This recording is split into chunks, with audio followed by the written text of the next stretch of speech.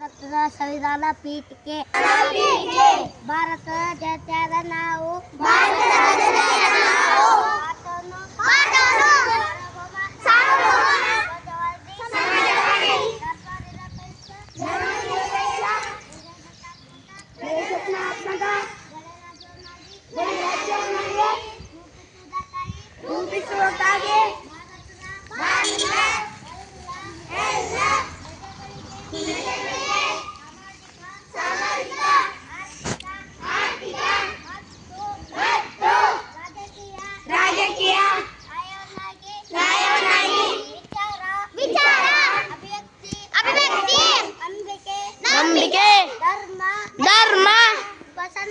ಉಪಾಸನೆಯ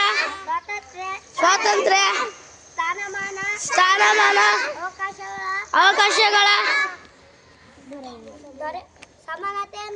ಸಮಾನತೆಯನ್ನು ದೊರೆಯುವಂತೆ ಮಾಡುವುದಕ್ಕಾಗಿ ವ್ಯಕ್ತಿ ಗೌರವ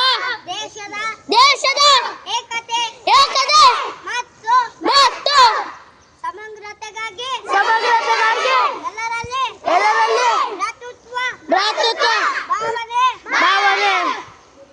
ಮೂಡಿಸುವುದಕ್ಕಾಗಿ ದೃಢ ಸಂಕಲ್ಪ ಮಾಡಿ ನಮ್ಮ ಸಂವಿಧಾನ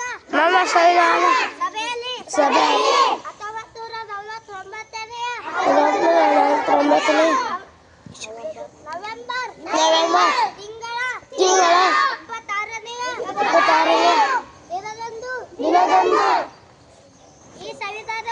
ಈ ಸಂವಿಧಾನವನ್ನು ಸಭೆಯಲ್ಲಿ ನಮಗೆ ನಾವೇ ಅರ್ಪಿಸಿಕೊಂಡು ಅರ್ಪಿಸಿಕೊಂಡು